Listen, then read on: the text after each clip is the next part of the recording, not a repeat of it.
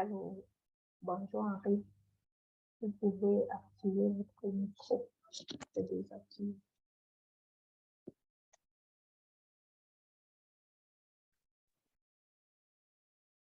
Bonjour.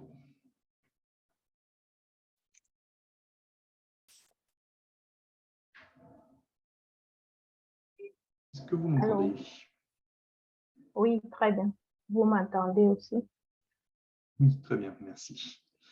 Alors, je prends juste les 2-3 minutes qui nous restent pour caler un peu vidéo et tout ça, si ça ne vous ennuie pas. Et on Oui, attaque après. justement. OK.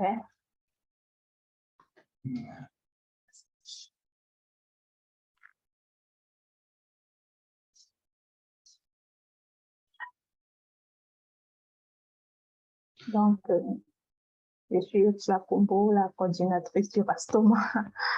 Ravie de faire votre connaissance. Moi, Également, merci. Je pense que puisqu'il y a beaucoup de participants qui ne sont pas membres du Rastoma, je prendrai éventuellement 2 ou 3 minutes pour vous présenter le réseau. Bien sûr, bien volontiers, pas de souci. Et puis, c'est Léonore chez nous qui présentera la fondation avant que moi j'intervienne. D'accord. Donc, pour caler vous allez intervenir pendant 15 minutes, c'est ça? Oui, une quinzaine de minutes. Ça peut être un peu plus court. L'idée, c'est vraiment qu'il y ait le plus possible d'échanges et le plus possible de place aux questions. Mon intervention, c'est juste de rappeler quels sont les enjeux, puis quelles sont les questions qui sont devant nous en matière de lutte contre les pollutions plastiques. C'est quoi les steps qui arrivent là, les étapes qui arrivent à l'échelle internationale en particulier. Ce sont celles qui peuvent nous aller tous. OK, justement, pour les interventions, est-ce que vous répondez d'abord aux questions qui ont été posées lors de l'enregistrement avant qu'on passe à la session active ou bien on passe directement à la session active? C'est comme vous préférez. C'est comme vous préférez. Je vous avoue que j'ai eu un emploi du temps un peu compliqué. Je les ai plus forcément très bien en tête, les questions. Je vais les reprendre comme ça pendant les 3-4 minutes qui nous restent. Ça me permettra de les avoir en tête. Si vous en êtes. Est-ce que vous avez reçu cette question? Oui, normalement, je les ai reçues. Alors, je les recherche. D'accord. Parce qu'après, en répondant rapidement aux questions, on gagne en temps. On gagne en temps puisque ce sont les participants qui ont posé ces questions. D'accord. On peut commencer effectivement. On peut commencer par les questions qui ont déjà été posées. Ça, c'est vous qui me dites. Voilà, qui me dites ce que vous préférez que je fasse. Oui. Et peut-être si vous souhaitez, moi, je vais reprendre les questions pour que vous répondiez directement. Ce sera plus vivant que vous me les piez plutôt que ce soit moi qui les dise et qui réponde en même temps. Voilà, c'est ça. Donc, il faut que je vous aussi de mon côté les questions.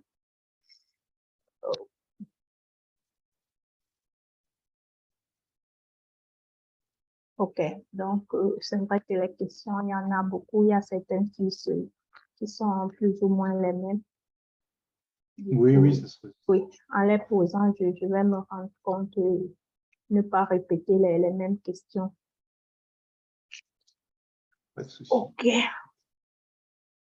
Là, c'est bon pour vous? Oui, c'est tout bon. C'est tout bon pour moi. On va attendre tranquillement. OK, donc, si vous êtes d'accord, je commence à admettre les participants. Oui, parfait.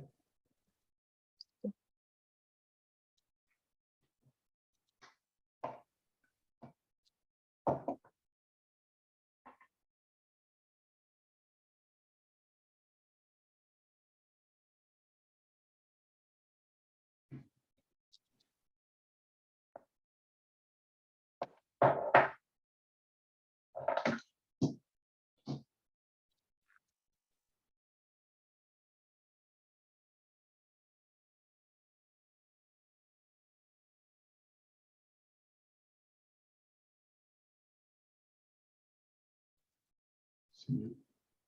Pas sûr. Bonjour John. Bonjour, bienvenue.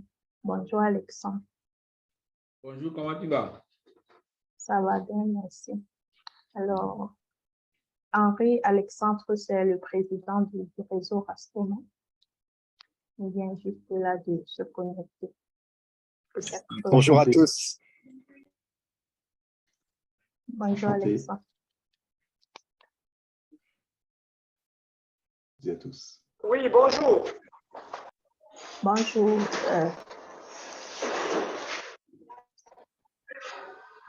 Je prie les participants de désactiver le caméra et le micro aussi pour rendre le webinaire fluide.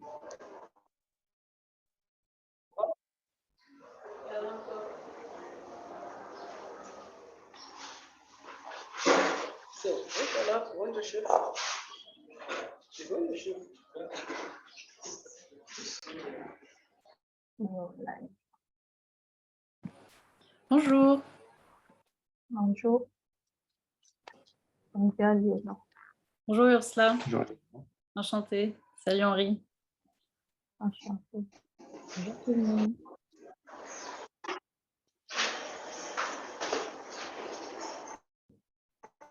Okay. J'ai eu le temps d'échanger quelques minutes avec Henri.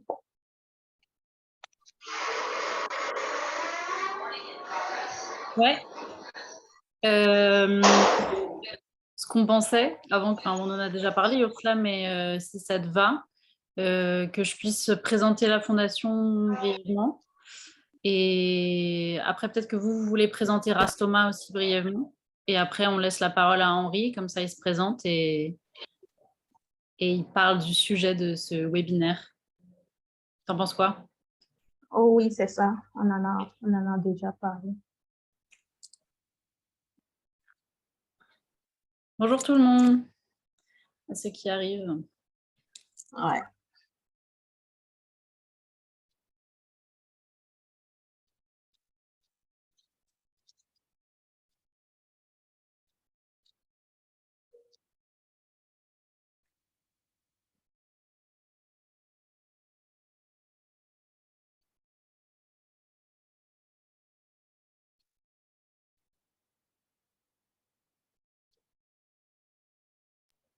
Et alors, si j'ai bien compris, parce qu'il y a aussi des personnes donc de Rastoma, donc il n'y a pas que des personnes de la République démocratique du Congo, c'est ça? Il y a des personnes un peu plus...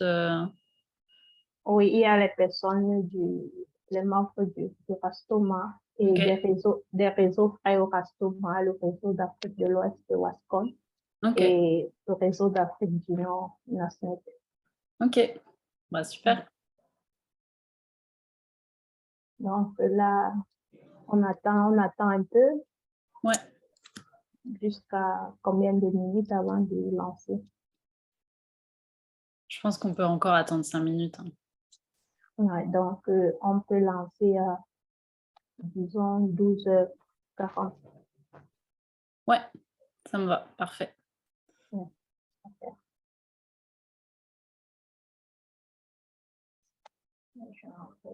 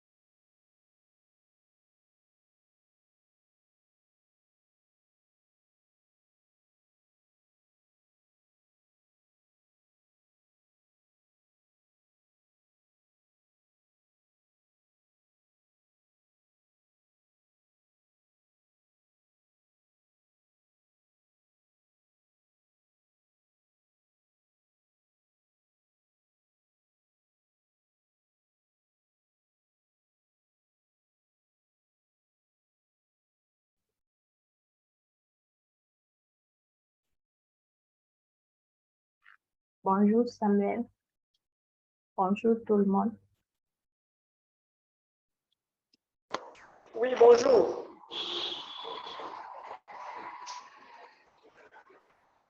Bonjour, ici là. Bonjour Samuel. Comment? Ça va commencer d'un moment à l'autre, n'est-ce pas? Oui, oui, on va commencer dans 3 minutes. C'est bon. Je prie les participants de désactiver leur micro et leur caméra aussi pendant le webinaire.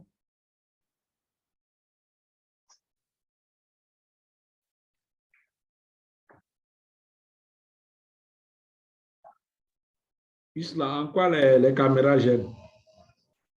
Oui, c'est pour qu'on n'ait pas des parasites et des problèmes de connexion parce que, comme vous savez, on n'a pas toujours de bons réseaux de part où on se trouve. Du coup, c'est pour...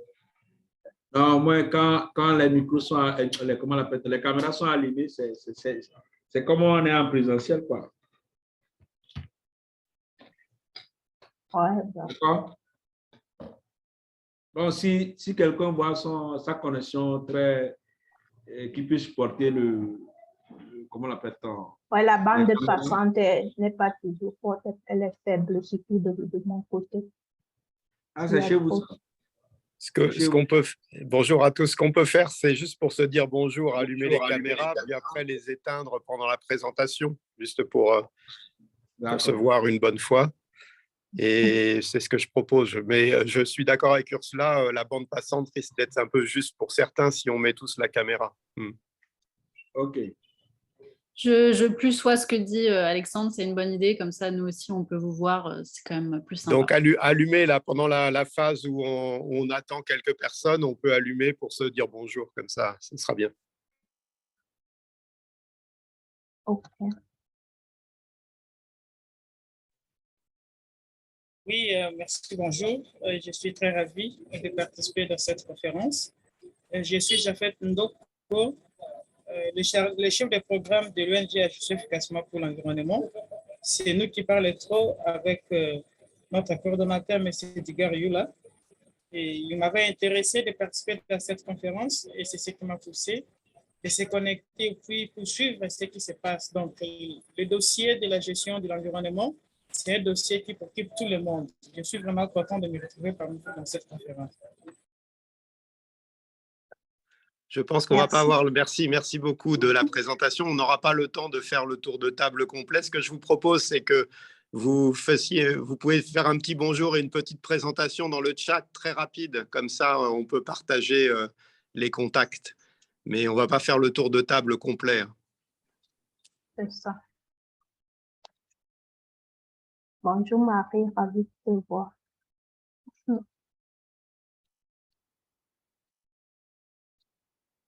OK. Bonjour tout le monde. Bonjour. Bonjour Marie. Bonjour Alessandre. Bonjour John. Bonjour Samuel. Bonjour Wassim. Bonjour tout le monde. Bonjour Joséa. Bonjour à tous.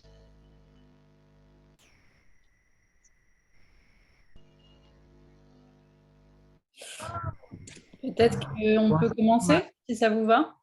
Ou tu penses sur Slack qu'on attend encore beaucoup de gens? Je propose qu'on commence et puis les gens vont nous joindre. Parfait. Vous voulez commencer par présenter Rastoma peut-être? Et après j'enchaîne? Oui, pas de souci. Okay. Je prie les participants de désactiver leur micro, s'il vous plaît, et leur caméra aussi.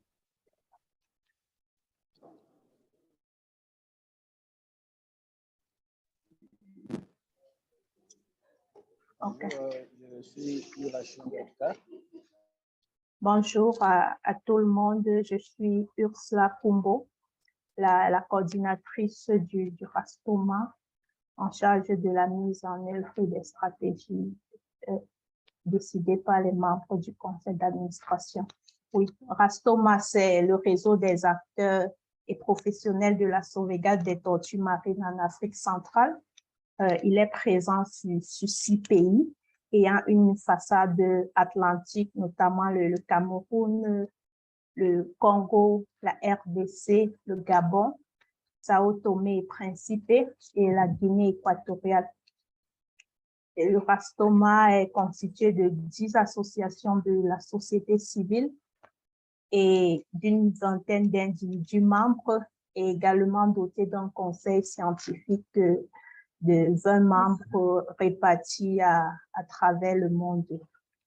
Oui, le Rastoma agit pour la protection des tortues marines en Afrique centrale et nos missions sont principalement le renforcement de capacités qui se fait à travers les voyages d'échange entre les membres, les formations en présentiel ou bien à distance telles que les webinaires, les MOOC et également les échanges entre les acteurs du réseau.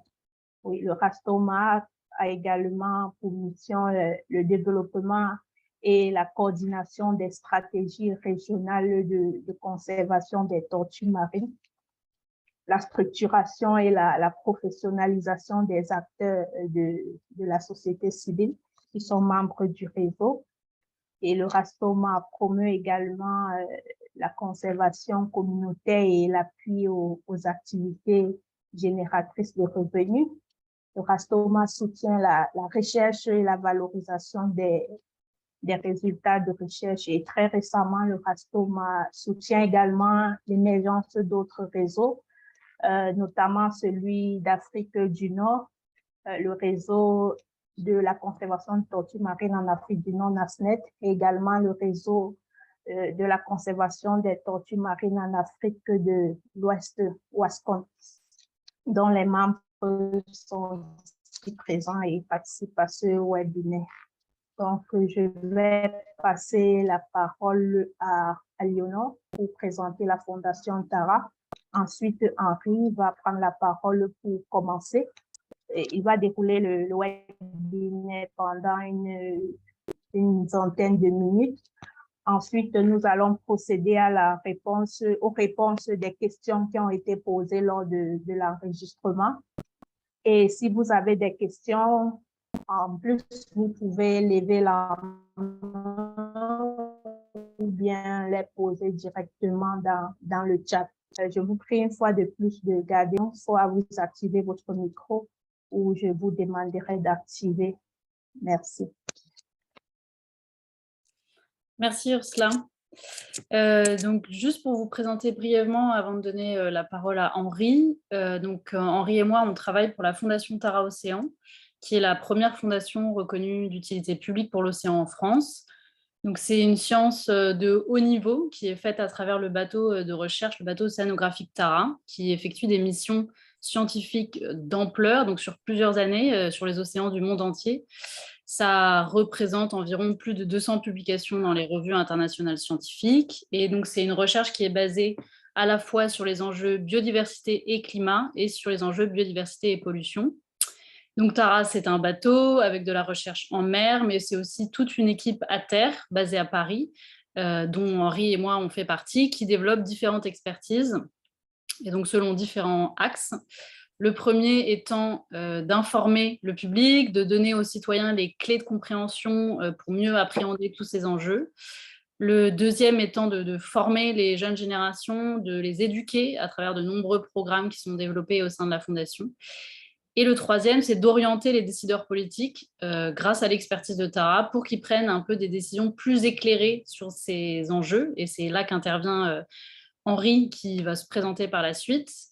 Et donc, juste pour vous présenter aussi à nouveau brièvement la mission actuelle, donc Tara, le bateau, est parti en décembre 2020 de France pour étudier le long des côtes sud-américaines et africaines, avec un passage en Antarctique, pour étudier le microbiome, c'est-à-dire le plancton, tous ces organismes infiniment petits et ces interactions selon différents écosystèmes et milieux. Donc, Tara est partie en décembre 2020, revient en octobre 2022 en France. Tara est passé donc, dans les eaux de la République démocratique du Congo avec la volonté de remonter le fleuve Congo jusqu'à Matadi pour échantillonner ce fleuve et étudier la pollution plastique dans ce fleuve. Donc malheureusement, ça n'a pas pu être fait, mais donc on a restructuré l'étude scientifique plutôt sur l'estuaire du Congo. Voilà. Et donc Tara est actuellement en train d'échantillonner le fleuve Casamance au Sénégal. Pour voilà, essayer de mieux comprendre, pareil, cet enjeu de pollution plastique sur ce fleuve précisément. Et donc, c'est suite à une formation qu'a faite Henri en visioconférence comme celle-ci, une formation de journaliste sur ces enjeux-là, qu'on a été sollicité par plusieurs associations. Donc, c'est l'occasion de pouvoir parler de ces enjeux-là. Et donc, je vais te laisser la parole, Henri, pour que tu puisses te présenter. Merci Ursula, merci Aliénor. Donc, je m'appelle Henri Bourgeois-Costa, je suis directeur des affaires publiques sur une mission économie circulaire auprès de la Fondation Tara. Comme l'a très bien dit Aliénor, ma mission, c'est essentiellement auprès des décideurs de leur apporter les informations et les outils de lutte contre les pollutions plastiques. Alors, pour commencer, on va prendre 2 minutes pour se rappeler un peu ce que c'est que ces enjeux de pollution plastique. Évidemment, au vu de vos centres d'intérêt, je ne vous ferai pas l'affront de vous parler des enjeux de pollution plastique sur les tortues et sur les mammifères marins. On a tous en tête ces images assez choquantes de ces animaux qui souffrent, voire qui meurent, des macro-déchets plastiques. En termes de volume, les déchets plastiques, pour avoir une bonne représentation à l'échelle mondiale, le Programme des Nations Unies pour l'environnement évoque 35 millions de tonnes de plastique qui finiraient dans la nature chaque année, dont 8 à 9 qui finiraient dans les océans. Donc, les plastiques sont des matériaux qui sont très, très légers. Donc, quand on parle de 35 millions et de 8 millions, ce sont des volumes qui sont gigantesques, qui sont en jeu. Alors, au-delà de ces enjeux de destruction de la grande faune, qui meurt étouffée ou qui ont des problèmes d'alimentation liés à la présence de ces plastiques, quels sont les problèmes que posent les plastiques autres? En fait, ils sont assez nombreux et assez diversifiés. Et du coup, on va retrouver des difficultés liées en fait à une présence en grande masse de ces plastiques qui vont à la fois servir de support à d'autres espèces, qui vont favoriser certaines espèces, donc déséquilibrer les écosystèmes en permettant à des espèces plus souples en termes d'habitude environnementale de se développer au détriment d'autres. Alors, ça peut être des espèces du type des méduses, ça peut être des espèces beaucoup plus petites du type virus et bactéries. On sait aujourd'hui que ces microplastiques sont des supports importants pour cela. Et puis, une autre conséquence moins bien connue encore, c'est que ces éléments plastiques, en fait, ils vont servir d'agrégateurs d'autres polluants. C'est-à-dire qu'en fait, les caractéristiques physiques et chimiques du plastique font qu'autour du plastique vont venir s'accumuler d'autres polluants du type des huiles lourdes minérales, comme les PCB, du type métaux lourds, et donc en fait, du type pesticides également. Et donc, en fait, quand les animaux vont manger, les micro-organismes vont se nourrir de ces éléments plastiques, ils vont également ingérer toute une série de toxiques qui vont mettre en fragilité, voire mettre en cause leur survie. Donc ça, c'est évidemment des enjeux qui sont très globaux, puisque du coup, ils affectent la biodiversité dans son ensemble, et donc également les ressources pour l'homme, les ressources pour la Terre, puisque aujourd'hui, on évoque des volumes de plastique à certains endroits de la planète qui pourraient être supérieurs au volume de micro-organismes naturels. Ça, c'est évidemment, on va dire, l'origine de la prise de conscience de la pollution plastique. Elle a été posée autour de ces éléments-là, mais ça va également au-delà. C'est-à-dire qu'en fait, ces éléments plastiques, aujourd'hui, on sait qu'ils ont probablement des conséquences sanitaires pour l'homme. On sait très bien que ce qui touche la nature finit par toucher l'homme à un moment ou à un autre. Et donc, on se poser des questions sur les conséquences sanitaires pour l'homme de la présence de ces plastiques dans l'air, dans l'eau, qu'elles soient douces ou marines, mais également dans les aliments, puisque la plupart des études qui ont été réalisées sur la présence des microplastiques dans les aliments font que, en fait, on en a retrouvé. On en a retrouvé dans à peu près tous les aliments dans lesquels on les a cherchés. Et pour vraiment ce panorama le plus simple et le moins désagréable, parce que c'est pas très bon pour le moral ce que je suis en train de vous dire, cette espèce de panorama un peu sombre. Mais on peut aussi pointer du doigt que les plastiques ne sont pas des ressources renouvelables, ce sont des ressources pour la quasi-totalité issues de ressources pétrolières. Et donc, cette extraction de ressources, elle a elle-même des conséquences, et ce gâchis de ressources, il a également des conséquences. Donc, tout ça fait que on va évidemment se poser la question des solutions. Et en fait, les solutions, il faut préciser un petit point important, qui est que la nature de ces pollutions, elle est aujourd'hui considérée comme essentiellement sous forme de micro-déchets, c'est-à-dire que les gros déchets sont effectivement ceux qui sont le plus impactants en termes visuels, ceux qui nous touchent le plus parce que c'est ceux qu'on voit, mais dans l'essentiel des zones géographiques, ces déchets plastiques qui sont pour 80 à 85% déjà sous forme de tout petits déchets fractionnés, donc des déchets qui font entre 5 mm, enfin à partir de 5 mm et en dessous. Et donc, une fois qu'on a dit que c'est l'essentiel de ces pollutions plastiques sont sous forme de microdéchets, on imagine bien que la solution, ça ne va pas être le nettoyage. On ne peut pas imaginer nettoyer des plages, nettoyer des mers et des océans, nettoyer des rivières ou des sols, encore pire, de déchets qui sont si petits. Ça ne veut pas dire qu'il ne faut pas débarrasser autant que possible la nature des macro-déchets. Ça, c'est évidemment un geste qui n'est pas négligeable et qui convient de faire, mais en tout cas, ce n'est pas ça qui va résoudre de façon complète et durable la pollution par les plastiques. Alors en fait, c'est quoi les solutions? Je devrais plutôt dire c'est quoi la solution, parce qu'il n'y en a pas beaucoup d'autres. C'est essentiellement une solution qui est basée sur un concept qui est né dans les années 70. Dans les années 70, il y a un collège de scientifiques piloté par l'un d'entre eux qui s'appelle Meadows, qui va écrire ce qu'on appelle le rapport Meadows, donc, qui en fait va pointer le fait que l'essentiel des déséquilibres qu'on crée sur la planète, y compris les pollutions plastiques, sont liés à notre mode de production économique. Et notre mode de production économique, mais en fait, ça consiste à extraire des ressources naturelles, les transformer et les jeter. Et comme on extrait des ressources naturelles et qu'on les transforme dans des matériaux et dans des volumes que la nature ne sait pas gérer, ne peut pas gérer, on va produire des déchets qui, eux, vont finir par poser des problématiques très importantes à l'environnement. Donc, c'est très important d'avoir bien en tête ce constat-là, qui est bien de dire que le problème, en fait, n'est pas tant les plastiques que la façon dont on a construit notre économie, qui est en fait une façon d'extraire beaucoup de choses, de sources de la nature et de la transformer en déchets que la nature ne sait pas gérer. C'est important parce que du coup, ça va nous permettre, après, quand on posera la question de la façon dont on peut développer des solutions, de ne pas se tromper de solution, justement. À partir de ce rapport Meadows de 1960, en fait, on va avoir des économistes, notamment Baumgart, qui, dans les années 90, vont poser les bases d'un concept qui s'appelle l'économie circulaire. Et quand on parle de solutions pour lutter,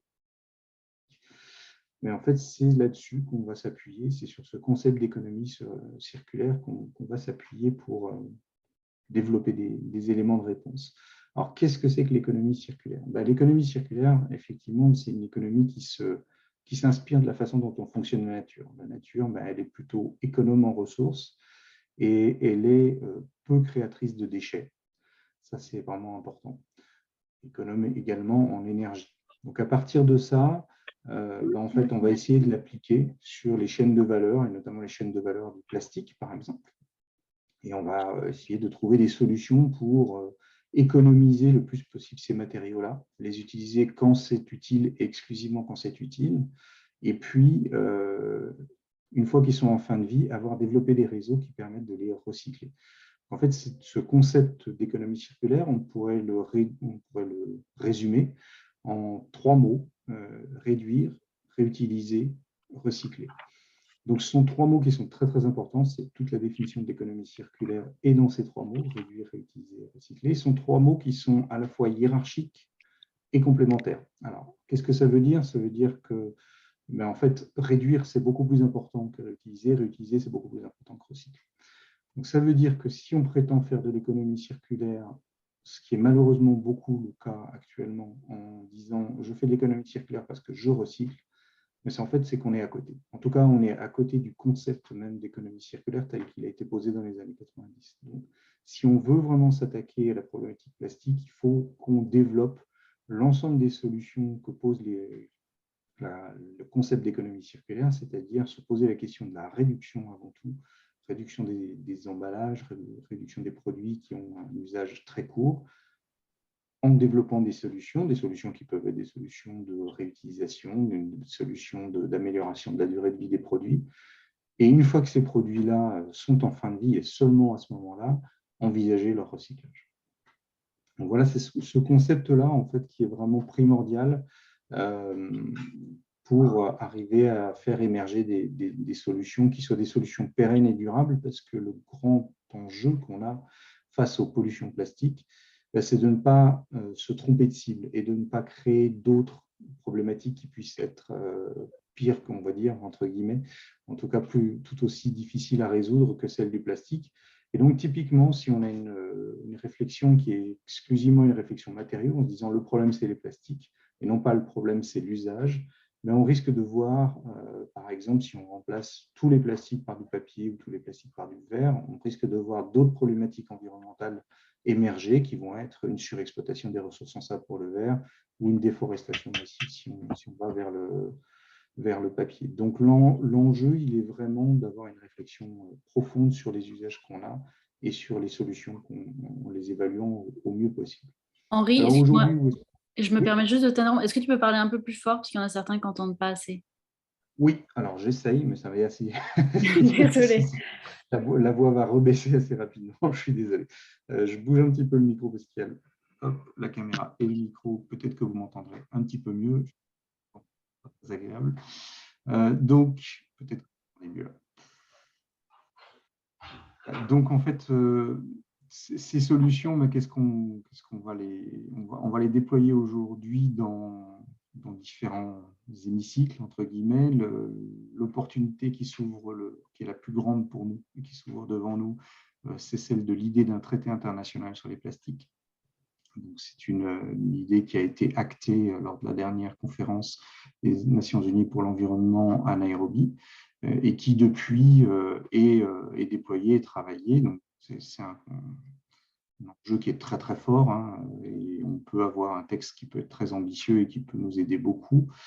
Mais pour ça, il va falloir qu'il y ait une mobilisation très forte et surtout qu'on ne se trompe pas de sujet. Ça, c'est pour nous vraiment très très important. La solution à ces pollutions plastiques, ce n'est pas une solution qui ne concerne que la mer. On sait que certains voudraient limiter cette idée d'un traité international sur les plastiques aux pollutions marines. C'est aujourd'hui quelque chose qui serait complètement à côté de l'enjeu. A fait plusieurs missions consacrées au plastique et l'avant-dernière était consacrée aux grands fleuves européens. L'idée, c'était d'aller voir un peu ce qui se passait à l'embouchure des fleuves et en remontant ces fleuves pour voir quelle était la nature de ces pollutions plastiques. Et en fait, on trouvait déjà à ces endroits-là le même type de pollution. Des plastiques très, très fragmentés et donc pas nettoyables non plus. Donc, qu'est-ce que ça veut dire concrètement? Ça veut dire qu'en fait, ces pollutions plastiques, y compris dans les fleuves, en tout cas dans les fleuves européens pour ce qu'on en sait aujourd'hui, mais en fait, c'est sûrement qui se retrouvent à terre. Donc, il y aurait déjà énormément de plastique à terre, dans les sols, dans les villes, etc. Et les épisodes météo les plus violents, les grandes pluies, etc., les UV, tout ça, qui les fractionneraient et qui les feraient circuler vers les cours d'eau.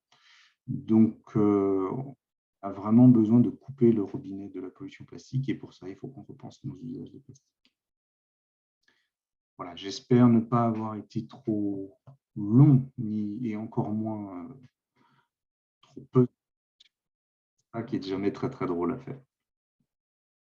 Je suis à votre écoute pour les questions.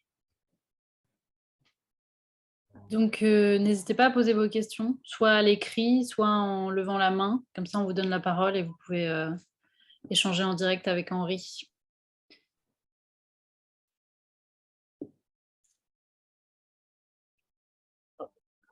Oui, c'est ça. Peut-être en attendant, je lis les questions qui ont été posées lors de l'inscription. Ouais, ça va. Avec plaisir. Oui, la première question, c'est est-ce qu'il y a des success stories en matière de gestion des déchets plastiques en milieu marin? Alors, en milieu marin, si la question c'est est-ce qu'on est capable de faire quelque chose d'efficace sur les déchets qui sont en mer, malheureusement, la réponse elle est négative. Aujourd'hui, on n'a pas une capacité technique à récupérer les plastiques et à les transformer. Il faut vraiment prendre ça comme un leurre et comme une mauvaise façon de poser la question. C'est un peu brutal la façon dont je le dis, j'en suis bien conscient, mais il faut bien imaginer que, vous le savez aussi bien, si ce n'est beaucoup mieux que moi, que les océans sont des milieux vivants. Donc, retirer des morceaux de plastique qui font, pour l'essentiel, moins de 5 mm, ça voudrait dire retirer toute la vie également.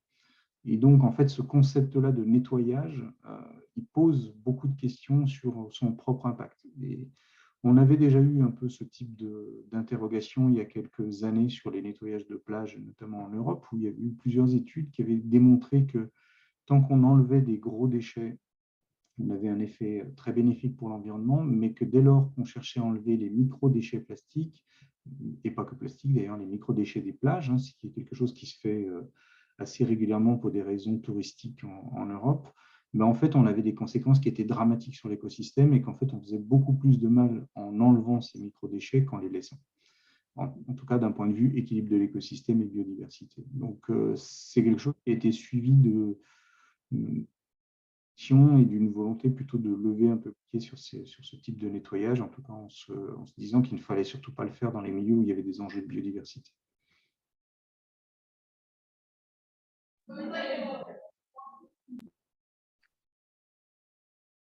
OK, s'il y a des questions, vous pouvez activer votre micro pour poser directement, ou bien je poursuis avec les questions.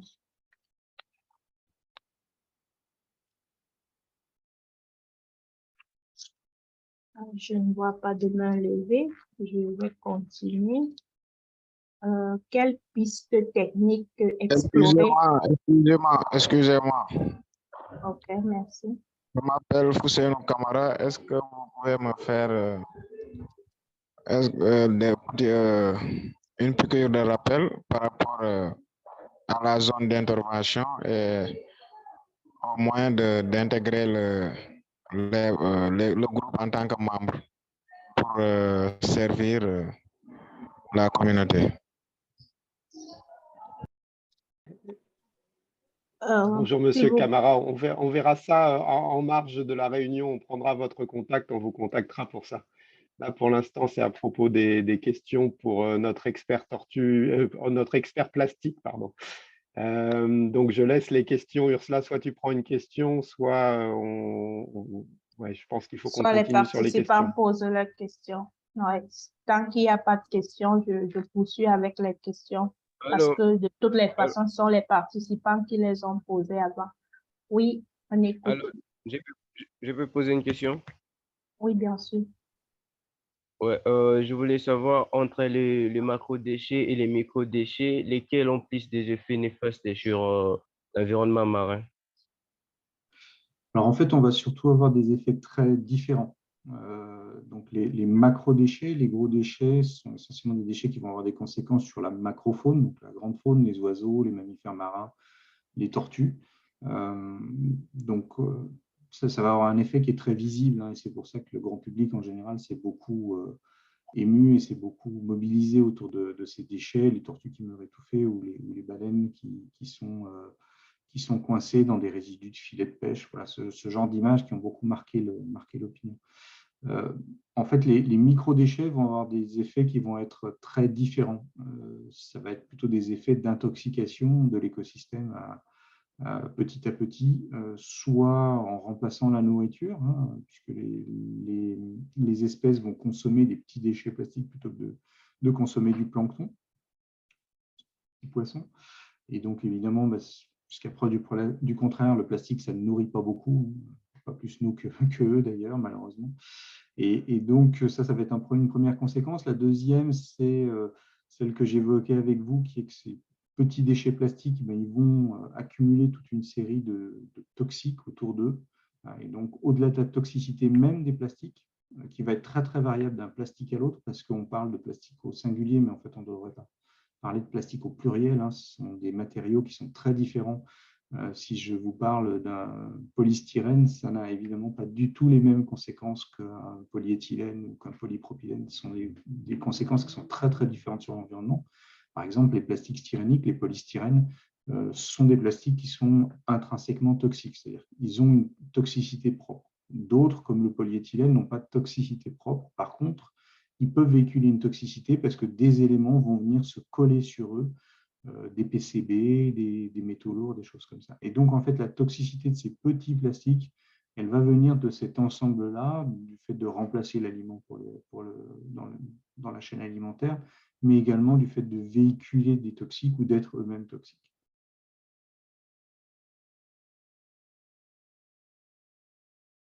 OK, j'espère qu'on a répondu à votre question. Je vais prendre les questions qui sont dans le chat. Quel est, selon vous, le risque de contamination de la chaîne alimentaire humaine par les microplastiques?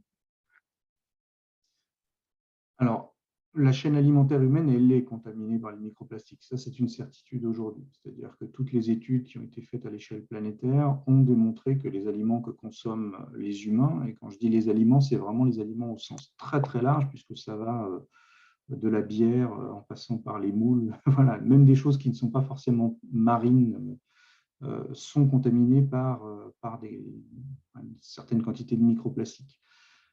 On mange du microplastique et on respire des microplastiques aujourd'hui à l'échelle planétaire. C'est une certitude scientifique qui n'est plus du tout contestée. Ce qui est beaucoup plus difficile, c'est de tirer des conclusions sur les conséquences que ça a. Aujourd'hui, on n'en est pas capable. On n'est pas capable de dire cette contamination au plastique, elle a telle ou telle conséquence sur l'homme. C'est trop tôt, la recherche elle est trop à ses débuts pour se dire voilà, c'est ça que ça provoque. On sait qu'en laboratoire, sur des cellules ou sur des souris, ça a une grande diversité de conséquences selon le type de plastique, selon l'exposition, selon l'intensité de l'exposition. On va parler de cancer pour certains, on va parler de diminution de la fertilité pour d'autres. Enfin, voilà, il y a toute une cohorte de conséquences, mais c'est en laboratoire et c'est difficile de faire une extrapolation entre l'exposition qui est certaine et les conséquences qui, elles, restent encore étudiées sous forme d'études de laboratoire. Mais on retrouve un peu cette même difficulté sur toute une autre série d'autres polluants. On a les mêmes difficultés, par exemple, avec les pesticides, où on est tout à fait capable de faire le lien entre l'utilisation des pesticides et l'exposition humaine. On sait aujourd'hui qu'on a des pesticides dans le sang humain de façon assez régulière et assez importante. On sait également que ces pesticides sont cancérogènes ou sont problématiques pour la santé, mais on a plus de difficultés à faire le lien direct parce que, évidemment, on imagine bien qu'on ne va pas enfermer des êtres humains dans un laboratoire et les exposer aux pesticides pour en tirer une conclusion sur la cancérogénité directe. C'est toute la difficulté. Merci. Moi, j'avais une petite question à s'adresser à M. Henry. M. Henry, je voulais un peu savoir si les déchets plastiques qu'ils jettent dans des fleuves, dans des rivières, peuvent avoir des conséquences sur la vie humaine. Pourquoi cette question? Il y a des villes où nous trouvons qu'il y a des grandes sociétés telles que les gens de Braliment, les gens qui produisent des boissons. Après avoir fini, ils ont des histoires très chimiques et des sachets qu'on jette dans l'eau. Et nous remarquons que dans des pays où la vie de la population n'est pas tellement aérée, il y a ces gens qui consomment des poissons qui meurent sans connaître la cause de leur décès. Et on ne sait pas si les poissons en question pourraient ramener aussi des problèmes à la santé humaine. Nous remarquons ça dans beaucoup de pays, là où il y a des usines, où il y a des gens qui jettent des déchets par-ci, par-là dans de l'eau, ça crée des problèmes. Quelle est la durée pour la décomposition, soit l'épousement des déchets qu'on jette dans de l'eau qui coule pour créer des anomalies dans l'environnement? J'ai entendu deux choses, j'ai eu des petits soucis de son, mais j'espère que j'ai bien compris. J'ai entendu une première partie de la question sur les conséquences sur la santé humaine de ces déchets qui sont déversés et qui sont consommés sous forme de poissons pêchés. C'est un peu la réponse que je faisais tout à l'heure, c'est-à-dire qu'aujourd'hui, on est capable effectivement de pointer du doigt le fait que dans les ressources marines que consomme l'homme, qu'il s'agisse de poissons ou qu'il s'agisse de fruits de mer, de moules, d'huîtres, de choses comme ça, il y a des concentrations et des concentrations qui peuvent être localement très importantes. Voilà. Ça, aujourd'hui, on est capable de le dire. On n'est pas capable de tirer une conclusion sur la dangerosité, la toxicité directe pour l'homme. C'est encore trop tôt, la science n'a pas encore suffisamment travaillé là-dessus pour qu'on puisse le dire. On peut juste avoir, on va dire, un certain principe de précaution qui voudrait qu'on s'en préoccupe fortement parce qu'on est capable de démontrer la toxicité sur des cellules ou de démontrer la toxicité sur des mammifères supérieurs comme des souris en laboratoire. Donc voilà, c'est pour avoir une réponse un peu nuancée, mais à la fois ferme. Effectivement, c'est un sujet qui mérite qu'on s'en préoccupe parce qu'il y a de quoi s'en préoccuper. Et l'autre partie de la question, j'espère l'avoir bien compris, concernait la longévité de cette pollution dans le milieu marin. Alors, c'est une question qui n'a malheureusement pas de réponse. D'une part, parce que, comme je vous l'ai dit, en fait, on parle de plastique au singulier, mais on devrait parler de plastique au pluriel. Et que, en fait, d'un plastique à l'autre, on va avoir des durées de vie dans l'environnement qui vont être très, très différentes. Un polypropylène, c'est un plastique qui est très, très solide, qui va mettre très, très longtemps à se dégrader parce que ces chaînes moléculaires sont très bien liées. Un polystyrène, c'est un plastique qui va se fractionner en tout petits morceaux très vite, mais par contre, ces petits morceaux vont rester très longtemps dans l'environnement. Et un polyéthylène, c'est un plastique qui va se dégrader finalement assez vite. Alors, quand on dit assez vite, ça va aussi dépendre de l'environnement dans lequel il est présent. Il y a des environnements qui sont plus dégradants que d'autres, du fait de courants marins plus forts, du fait de friction avec les éléments minéraux, du fait d'exposition aux UV. Et quand on dit plus rapide, c'est quelques décennies à un siècle et demi pour ceux qui se dégradent le plus vite, et on parle de plusieurs centaines d'années pour ceux qui se dégradent le plus lentement.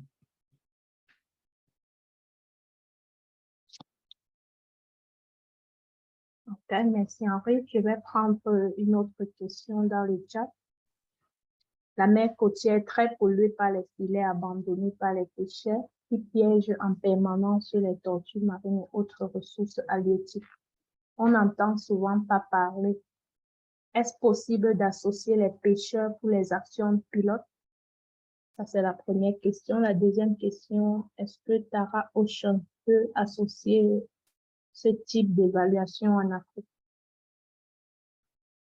Alors, pour la première question, oui, on peut associer les pêcheurs. Ce sont des choses qui se font déjà de façon pilote à droite à gauche autour de la planète. Le grand justement de filets qui sont perdus. Alors, c'est un double enjeu.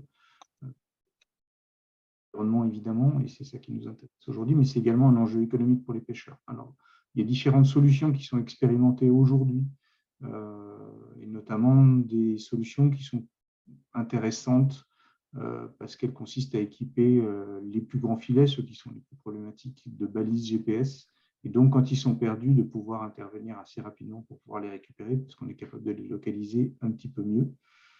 Il y a des filets qui sont paradoxalement un retour aux traditions plus ancestrales et à l'utilisation de matériaux plus dégradables naturellement, donc de fibres naturelles végétales, hein, tout simplement pour dire des choses. Ce sont des matériaux qui sont plus fragiles, mais ça apporte également une meilleure pérennité des ressources halieutiques, donc c'est finalement gagnant-gagnant pour les pêcheurs aussi à moyen et long terme. Et non, malheureusement, ce n'est pas quelque chose que l'on fait nous, ni quelque chose qui est à notre portée. Hein. C'est aujourd'hui plutôt au niveau d'État que se passent ces expériences pilotes. Mais je pourrais vous en citer quelques-unes qui sont très intéressantes. Et puis, à côté de ça, on peut aussi, dans une moindre mesure, citer des expériences de récupération des filets qui sont en mer, qui sont déjà assez largement déployées, notamment en Méditerranée, où il y a quelques entreprises qui font ça et qui s'associent avec les pêcheurs pour récupérer les filets. Il faut savoir que souvent, les pêcheurs remontent des filets en même temps que des filets abandonnés, hein, des filets fantômes, en même temps que leur pêche, et que la plupart du temps, ils les rejettent à la mer parce que c'est une contrainte. Et en fait, là, l'idée de la démarche qui a été faite, notamment en espagnol, c'est d'accompagner les pêcheurs financièrement pour qu'ils gardent les filets à bord et qu'ils soient ramenés à terre où ils sont ils sont détruits ou alors recyclés dans le meilleur des cas, mais c'est le plus souvent détruit.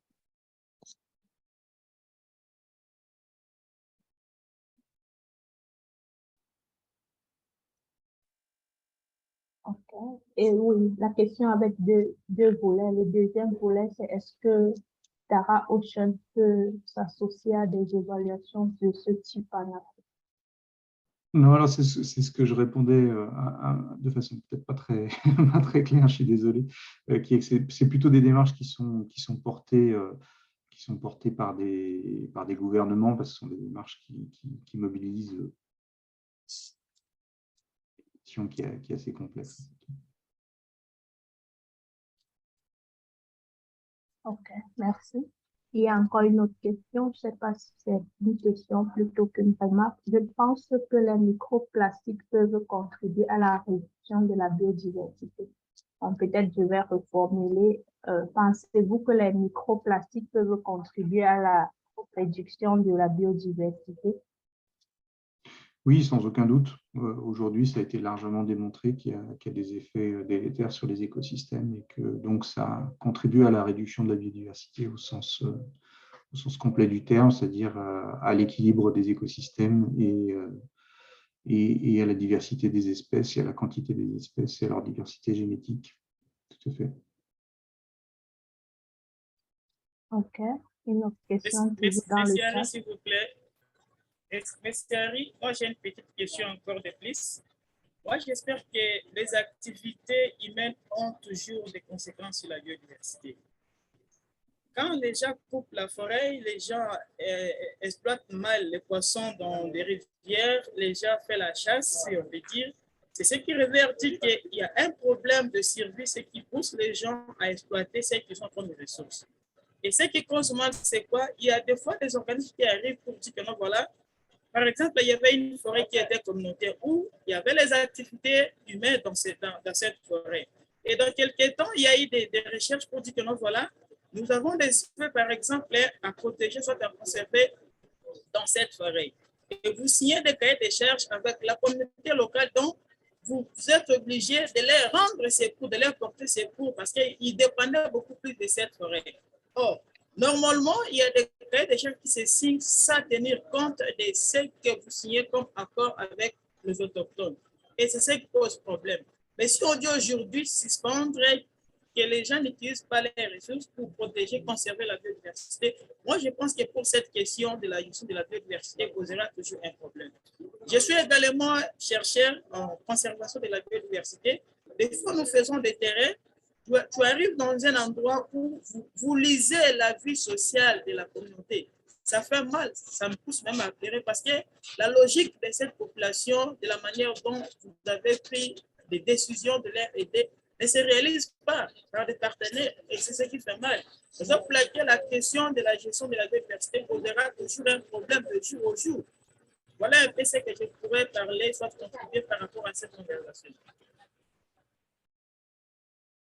Merci pour votre intervention. C'est plus un postulat qu'une question et je peux qu'y adhérer. Effectivement, aujourd'hui,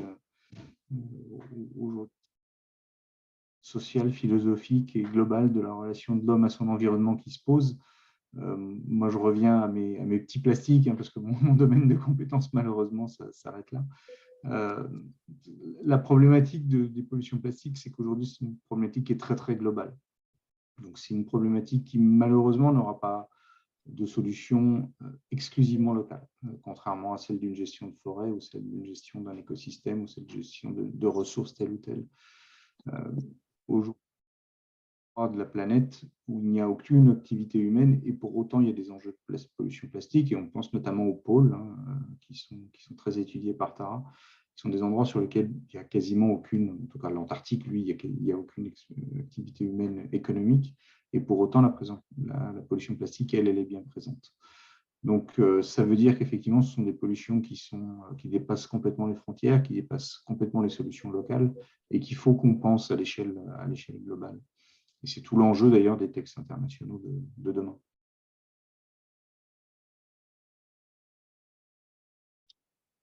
Merci Henri. Je vois une main levée, celle d'Alexandre. Je le laisse poser sa question directement. Bonjour à tous. Oui, Henri, j'ai une question pour vous. En fait, donc nous sommes des réseaux de sociétés civiles centrés sur le marin côtier et plus spécifiquement tortue marine. Vu votre diagnostic sur le fait que le problème est global, que les macroplastiques par rapport aux microplastiques, finalement, ce n'est pas forcément le sujet, et vu le fait que vous considérez qu'il faut d'abord réduire avant de nettoyer et éventuellement recycler, qu'est-ce que, selon vous, donc, vu notre position, nous, en tant qu'acteurs sur le littoral en Afrique centrale, en Afrique de l'Ouest, en Afrique du Nord, selon vous, donc, qu'est-ce qu'on peut faire? Quelle serait l'action la plus efficace, prioritaire? Qu'est-ce qu'on doit faire, nous, avec nos acteurs de terrain? Je connais mal, donc ça m'est un peu difficile et j'ai mauvaise grâce à essayer de vous proposer des solutions toutes faites. Ce que je voulais par mon intervention, c'est attirer votre attention sur la hiérarchie des valeurs. Voilà. Et si vous avez la possibilité de vous impliquer dans le débat public, ou de vous impliquer dans les solutions qui permettent de réduire en amont, votre temps sera mieux utilisé et plus efficace en termes de conséquences que d'essayer de vouloir développer des chaînes de valeur locales du plastique, malheureusement. J'aimerais bien vous dire le contraire, mais partout où ça a été essayé, y compris aux États-Unis, en Europe, avec des moyens économiques disproportionnés, en fait, on n'a rien bougé en matière de pollution plastique. Ce sont des millions, pour ne pas dire des milliards d'euros, qui ont été intégrés dans les chaînes de collecte et de recyclage. Et en fait, si on regarde les chiffres, la pollution a augmenté, alors que proportionnellement, on a mobilisé des sommes vraiment très, très importantes. Donc, ça montre bien que en fait, cette solution elle ne fonctionne pas. En tout cas, elle ne fonctionne pas suffisamment bien pour pouvoir relever le défi. Donc, la solution, c'est d'accompagner les acteurs. Alors, si on parle de pollution locale, c'est d'accompagner les acteurs locaux à éviter justement les produits plastiques, autant faire et essayer de développer des économies locales qui ne soient pas basées sur l'emballage à usage unique, qui ne soient pas basées sur l'emballage en plastique jetable, qui ne soient pas basées sur des produits éphémères ou des produits qui risquent de fuir dans l'environnement. Je ne sais pas si la réponse est très satisfaisante, hein, j'ai bien conscience qu'elle est un peu compliquée à mettre en œuvre, mais c'est là que se trouve la solution.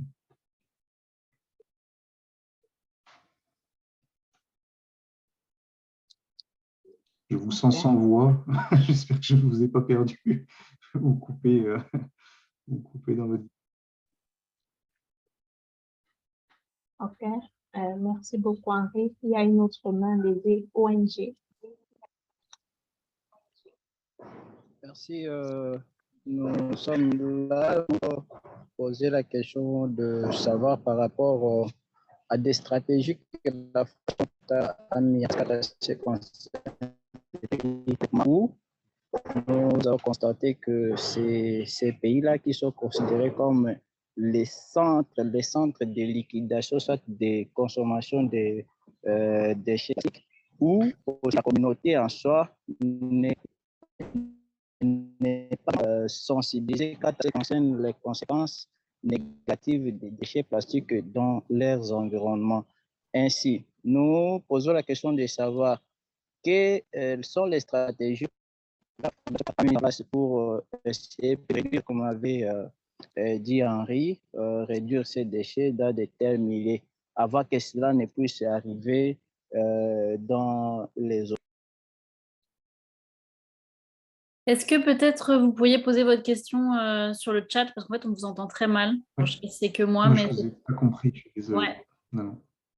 Désolée, hein. Et comme ça, Henri pourra répondre à la question un peu mieux si vous pouviez la poser par écrit.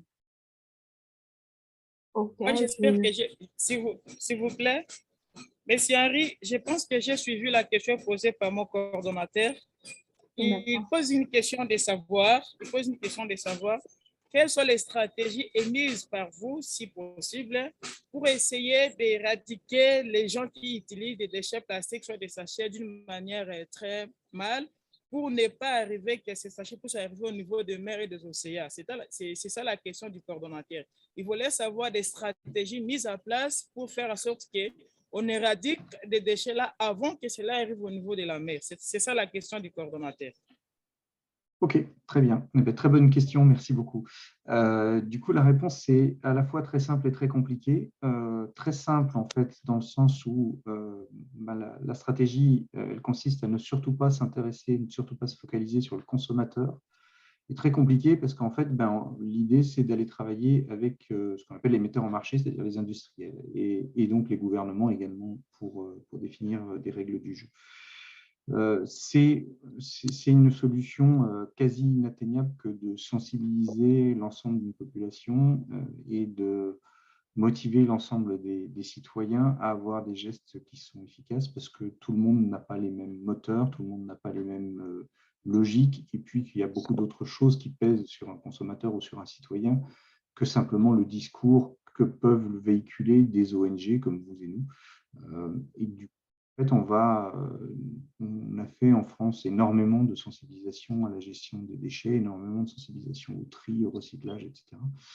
En fait, le constat qu'on fait 30 ans après, c'est que le recyclage n'a pas beaucoup progressé, le recyclage des plastiques n'a pas beaucoup progressé, que les efforts faits n'ont en tout cas pas du tout porté leurs fruits. Et si on avait porté nos efforts sur les aspects réglementaires et sur les industriels, on aurait sûrement obtenu des résultats bien meilleurs que ce qu'on a obtenu.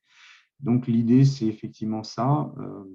En gros, pour le dire un petit peu plus efficacement et de façon plus pragmatique, si votre problème, c'est un problème essentiellement de sacs plastiques, eh bien, il y a deux possibilités de le résoudre. Soit ceux qui les vendent mettent en place des dispositifs qui font que les utilisateurs vont obligatoirement les ramener. Alors, ce dispositif le plus classique, le plus simple, c'est ce qu'on appelle la consigne. Donc, en fait, quand on va vous donner un plastique, on va vous prendre une petite somme d'argent qu'on va vous rendre quand vous le ramènerez, ce sac plastique, quand il sera hors d'usage. Donc ça, c'est des systèmes qui marchent assez bien et qui demandent d'avoir un bon fonctionnement de régulation locale ou au niveau national. Et puis l'autre, il est un petit peu plus brutal, mais il marche tout aussi efficacement, qui est l'interdiction. Alors, je parle avec une certaine expérience, puisqu'en Europe, on a utilisé un peu les deux. Donc, il y a des pays, effectivement, où les plastiques où les sacs ont été consignés, où les bouteilles, par exemple, sont consignées aussi. Et donc, on obtient des taux de retour qui sont très, très importants. Quand on parle de la Norvège, par exemple, en Europe, on a 99,58%, je ne sais plus, des bouteilles plastiques qui sont ramenées par les consommateurs. Donc, on n'a plus de bouteilles plastiques quasiment dans l'environnement, ça a quasiment disparu. Donc, ça marche vraiment très, très bien, ce système-là.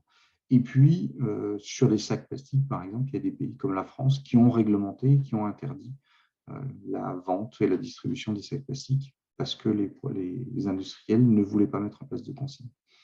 Donc, l'idée, voilà, si on veut s'attaquer vraiment aux problématiques des déchets, c'est de réduire le plus possible ceux qui sont mis en marché. Ça, c'est vraiment, j'insiste là-dessus, et donc ça, c'est un travail de persuasion important.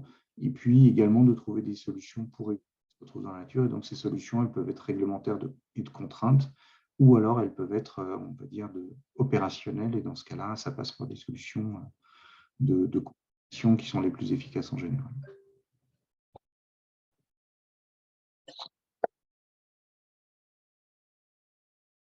Merci Henri. Il y a beaucoup de questions dans le chat. Je vais continuer de les lire. Voilà la question de Stéphane Niziki. Comment peut-on casser les chaînes de pollution des milieux marins par les déchets plastiques, en particulier les micro-déchets?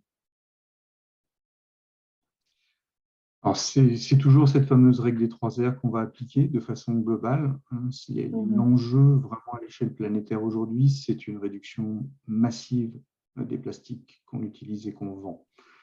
Quand on dit, certains parlent de 25, d'autres parlent de 50 ou 75% des plastiques utilisés. L'idée, ce n'est pas de diaboliser le plastique, ce n'est pas de dire qu'il ne faut plus de plastique. Mais en tout cas, il ne faut plus de plastique à usage unique et plus de plastique utilisé pour des usages courts. Donc, ça veut dire quoi? Ça veut dire les remplacer par des solutions en matière d'emballages qui sont réemployables, par exemple, qu'on va réutiliser plusieurs fois. Si on parle de bouteilles, on va privilégier des bouteilles qu'on re-remplit, qu'on lave, puis qu'on re-remplit régulièrement, par exemple. C'est vraiment des solutions très fortes. On va éviter d'emballer ce qui n'est pas nécessaire d'emballer. Je ne sais pas si vous avez ce type de déchets qui se développent, hein, mais déchets, on va mettre plusieurs emballages les uns sur les autres, où on va emballer des produits qui n'ont pas du tout besoin d'être emballés. En Europe, on est capable de mettre sous plastique des pommes, alors qu'il n'y a vraiment aucune utilité à mettre du plastique autour d'une pomme. Elle a une peau qui la protège très largement, donc il n'y a pas besoin de ça. Donc ça, c'est vraiment des éléments de réponse qui sont importants parce qu'ils correspondent à des gains très, très forts. Et puis, derrière, améliorer les systèmes de collecte donc, par des méthodes telles que je les évoquais, hein, des méthodes de consigne, par exemple. Et puis, in fine, développer, vous voyez, je l'utilise toujours à la fin, développer le recyclage de ce qui reste. Donc, pour développer le recyclage de ce qui reste, il faut d'abord avoir fait un énorme travail de réduction en amont. Donc, de réduction des plastiques qui sont les moins légitimes, qui sont les moins utiles, mais également de réduction des plastiques qui sont les plus problématiques. C'est-à-dire qu'on va aussi s'intéresser à quels sont les plastiques qu'on va retrouver le plus facilement dans la nature. Donc, c'est en général des plastiques souples, des plastiques légers, des plastiques qui ont tendance à partir facilement dans la nature. Le sac plastique, vous l'avez évoqué quelques fois. Voilà, c'est ce type de plastique-là qui vont être les plus intéressants de réduire. Et puis, également des plastiques qui ne se recyclent pas, qui techniquement ne se recyclent pas, et des plastiques qui sont toxiques. On a parlé des polystyrènes, mais on pourrait parler également des plastiques chlorés comme les PVC. On pourrait parler des plastiques perfluorés aussi, qui sont une autre famille de plastiques. Donc ça, c'est vraiment des plastiques qui sont très problématiques et pour l'environnement et pour la santé humaine, et qui sont prioritaires en matière de réduction. Monsieur Henry, s'il vous plaît, je reviens encore avec une ou deux questions. Je vous ai suivi lors de votre allocution au début. Vous avez dit que les problèmes des déchets plastiques, pour en terminer, c'est difficile. C'est-à-dire, on fait un effort de réduire dans l'environnement. Je prends l'exemple de mon pays, la République démocratique du Congo. Plus ou moins 95% de la population de mon pays, dès que les gens se dirigent au marché pour aller acheter, je ne sais pas moi, à manger et d'autres choses, les emballages se font toujours dans des sachets plastiques. Or, le pays comme le Rwanda, si vous partez à Rwanda, même dans des caniveaux, vous ne verrez jamais des sachets dans des caniveaux. Mais de chez moi, ici en RD Congo, vu que 95% déjà utilisent, si je peux dire, des sachets plastiques pour emballer tout ce qu'on achète comme éléments, je ne sais pas moi, au marché. Et étant donné qu'on est des jeunes qui luttent trop pour la protection de l'environnement, je me rappelle il y a des années où le gouvernement congolais proposait qu'on puisse arrêter les usines qui fabriquent des déchets, soit des sachets plastiques, pour emballer les stocks que les gens achètent au marché. Et les dossiers pourraient aller un peu correctement, mais d'après du temps, lorsqu'on a changé les régimes, tout a été changé. Rien n'a été mis en place. Alors, étant donné que nous, les jeunes, nous grandissons, nous voulons en sorte que nous gérons l'environnement, nous gérons d'une manière très durable la nature. Qu'est-ce que nous pouvons faire étant donné que vous êtes également dans cette lutte comme nous? Parce qu'il arrive des fois que nous parlons, nous lançons le message auprès des autorités, que les autorités nous comprennent, soit nous soutiennent dans la lutte pour essayer de trouver ce choix par rapport aux problèmes qui se présentent dans la nature et gérer d'une manière durable notre biodiversité. Et rien n'a été donné comme solution auprès des autorités. Et c'est ce qui nous décourage, même nous, parce qu'on fait quelque chose. On étudie aujourd'hui pour servir les pays. Mais quand on étudie, il y a beaucoup de théories sur... Dans des salles, dans des auditoires, nous apprenons qu'il y a trop de théories. Mais si nous partons sur les terrains, pratiquer ce que nous apprenons, faire la pratique, rien ne marche. Des fois, nous voyons que nous-mêmes, les jeunes qui militent contre ça, nous sommes arrêtés, nous sommes mal interprétés par les autorités de ce pays. Qu'est-ce qu'on peut faire, étant donné que vous êtes dans ce domaine? Quel conseil pourrez-vous nous prodiguer pour nous aider un peu à aller plus loin dans ce qu'on a comme lutte pour la gestion de l'environnement? Merci.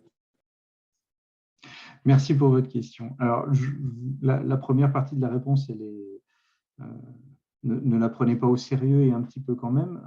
La première qualité, c'est celle de la patience. Hein. Ça fait 30 ans que je suis dans ce domaine-là. Et les luttes environnementales et les questions environnementales, elles prennent beaucoup de temps. Donc voilà, ne vous découragez pas, au contraire. Prenez ce temps-là comme un mal nécessaire et les choses évoluent. Je peux vous donner pour illustrer ça deux exemples, enfin un exemple, pour faire rapide. La première fois que j'ai été rencontrer des grands syndicats professionnels et des grandes ONG, il y a une vingtaine d'années, pour parler de pollution plastique, on m'a presque systématiquement fermé la porte au nez en me disant c'est pas un problème, c'est pas un sujet. Donc, vous voyez que les choses, elles évoluent aujourd'hui. Tout le monde a pris conscience de ces grands enjeux et tout le monde s'implique dedans. Donc, voilà, faut pas perdre patience et il ne faut pas se décourager face à ces difficultés-là. Maintenant, de façon un petit peu plus opérationnelle, j'ai évidemment pas la prétention de vous apporter des solutions toutes faites. Hein, j'en suis bien incapable. Je peux dire ce qui fonctionne dans la façon dont nous on travaille en Europe, c'est évidemment de travailler de façon la plus unie possible entre ONG et d'avoir une approche la plus large possible. C'est-à-dire, vous vous intéressez aux tortues, d'autres s'intéressent sûrement aux dauphins, aux baleines, d'autres s'intéressent aux poissons, d'autres s'intéressent à la santé humaine. Essayez de rassembler le plus possible d'acteurs autour de vous, y compris des acteurs qui ne vous semblent pas du tout dans le même domaine que vous. Nous, on travaille avec des acteurs qui sont des associations de consommateurs, on travaille avec des acteurs qui sont des associations qui luttent pour la santé humaine, on travaille avec d'autres ONG, et voilà, en fait, plus on est nombreux et plus centres d'intérêt qui sont a priori différents, mais qu'on porte auprès des gouvernements le même message, et plus on pèse. Et ça, c'est vraiment quelque chose qui, je ne vais pas vous mentir, qui est difficile à faire, qui demande des gros efforts, parce qu'il faut aller rencontrer des gens avec qui on n'est pas habitué à parler et qui n'ont pas les mêmes préoccupations que nous. Mais par contre, derrière, ça pèse. Voilà. Et aujourd'hui, on est en train, en France, de travailler sur une loi qui vise à interdire les emballages en polystyrène. Et cette loi, si elle passe, elle ne passera et qu'on a travaillé avec des associations qui sont impliquées sur la santé humaine, pas seulement parce qu'on travaille sur les questions environnementales. Donc ça, c'est la première partie de ma réponse. Pas se décourager non plus, évidemment, quand on parle avec les politiques, c'est toujours un temps qui est long et compliqué. Et puis la deuxième, c'est n'hésitez pas à aller voir finalement les industriels, ça peut être aussi intéressant, de leur dire un peu quelle est la réalité aujourd'hui telle que vous la ressentez, et de leur poser le problème en leur disant très clairement, aujourd'hui, on a ce problème-là. Donc, la stratégie, ça va être de tout faire pour interdire votre produit, sauf si vous avez envie de réfléchir à une autre solution. Et chez certains, ça peut arriver. Nous, on travaille avec quelques-uns qui sont comme ça. Il peut y avoir une réaction intelligente et une envie de se dire, oui, effectivement, mon sac plastique que je vends, il pose problème. Et plutôt que d'avoir l'ensemble des acteurs contre moi, je vais, moi, travailler à une solution. Et cette solution, ça peut être celle qu'on évoquait, ça peut être la consigne. Ça peut être de fabriquer des sacs qui sont non plus des sacs jetables, mais des sacs réemployables. Ça peut être beaucoup de choses très différentes. Nous, on travaille avec des industriels dont le cœur de métier, c'était de fabriquer des produits jetables et qui, aujourd'hui, en fait, envisagent l'avenir complètement différemment, envisagent de réutiliser sur plusieurs cycles leurs articles, de les réparer, et puis de les recycler in fine et de mettre une consigne dessus pour être sûr de les récupérer en fin de vie. Donc, c'est évidemment un temps long, parce que vous imaginez bien que vous n'allez pas faire un seul rendez-vous avec ces industriels et que du jour au lendemain, ils vont vous dire bingo, je pars avec vous. Mais en tout cas, n'hésitez pas à les rencontrer, ça peut être aussi intéressant d'avoir cette approche-là. Merci beaucoup, M. Henri. Merci beaucoup, vraiment. Je vous en prie. Merci, Henri. En tant qu'acteur sur le terrain et qui faisons face à ce problème, je pense que ça va vraiment nous aider à revoir notre stratégie de lutte contre la pollution plastique. Donc, je vais continuer à prendre les questions dans le chat. Je peux poser, pardon, je peux poser une question. Une minute, s'il vous plaît. Comment l'économie circulaire est développée par Tara et quelles sont les bonnes pratiques? Et s'il vous plaît, Stéphane, vous allez poser votre question juste après. Merci. Donc, je reprends la question, Henri. Comment l'économie circulaire est développée par Tara et quelles sont les bonnes pratiques? Oui, mais je peux vous répondre en négatif, c'est-à-dire vous dire quelle est la mauvaise pratique. La mauvaise pratique, c'est celle qui est la plus courante, qui consiste à dire que parce qu'on fait du recyclage, on fait de l'économie circulaire. Alors, quand on fait du recyclage, on ne fait pas de l'économie circulaire, on fait un petit bout de la démarche, un petit bout de la loupe, de la boucle, pardon. Pour me moquer un peu de quelques-uns de mes interlocuteurs que j'aime bien et qui me disent justement, regardez, moi je fais du recyclage, je fais de l'économie circulaire, ben, je leur dis, vous voyez, en aviation, on peut faire la même chose. Si vous prenez un avion et qui fait un demi-looping, ben, ça ne marche pas, en fait, il s'écrase au bout du demi-looping. Donc, pour que ça marche, il faut faire un looping complet. Et l'économie circulaire, c'est vraiment ça. Et cette boucle-là, elle passe, c'est pas une invention de Tara, on n'a rien d'original quand on le dit, hein. C'est vraiment le concept même qui a été posé par les deux économistes fondateurs du concept d'économie circulaire. C'est prioritairement de travailler à la réduction. C'est-à-dire que si on ne se pose pas immédiatement et avant tout la question de comment on réduit, on est complètement à côté du sujet. Et une fois qu'on a posé la question de la réduction, et la réduction, c'est plusieurs choses, hein, c'est la réduction des choses qui ne sont pas nécessaires, qui ne sont pas utiles. Donc, ça demande des débats de société. C'est aussi des choix. Voilà. Est-ce que c'est, si je reprends le sujet de la question d'avant, est-ce qu'on a de façon impérative besoin de sacs plastiques jetables? Est-ce que c'est quelque chose qui change notre vie fondamentalement? Ou est-ce qu'on ne peut pas les remplacer par d'autres choses? Des sacs réutilisables, des sacs réparables, des sacs dans des matériaux naturels, enfin voilà. Toutes ces questions-là, évidemment, elles doivent se poser de façon globale. Et une fois qu'on arrive au constat que on est sur des usages qui sont utiles, indispensables, parce qu'il y en a hein, des produits dont on a évidemment besoin, on va travailler à leur amélioration de la durée de vie. C'est une des meilleures façons de réduire les pollutions plastiques, c'est de réduire les objets inutiles. Mais la deuxième, c'est d'améliorer la durée de vie des objets. Hein. Les vêtements qui peuvent avoir une durée de vie bien plus longue, les objets électroniques surtout, qui contiennent beaucoup de plastique très très compliqué et qui sont des gros polluants aussi. Ces objets-là, on peut, en améliorant la durée de vie, beaucoup réduire leur impact. Et enfin, se poser la question de comment on va collecter les produits quand ils sont hors d'usage et comment on va les recycler. Voilà, ça c'est vraiment cette vision-là de l'économie circulaire qui est développée, qui est portée par Tara et qu'on essaie d'appliquer sur toute une série de sujets. C'est l'emballage alimentaire, mais c'est également l'emballage cosmétique, c'est également la formulation cosmétique, parce que les plastiques, ils sont pas que dans les emballages, hein, ils sont également dans les produits, parfois eux-mêmes. Si vous utilisez des vernis à ongles, des choses comme ça, il y a des plastiques dedans, dans le vernis, pas que dans l'emballage.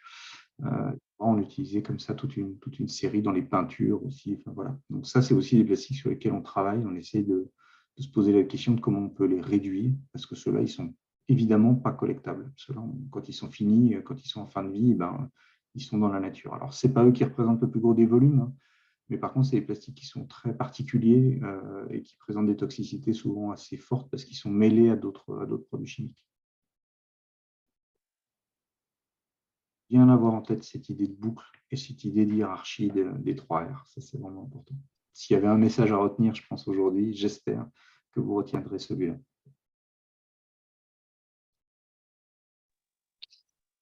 Ok, merci Henri.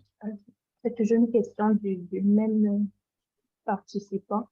Est-ce que pourriez-vous nous présenter la chaîne de valeur des déchets plastiques sur laquelle Tara Ocean travaille?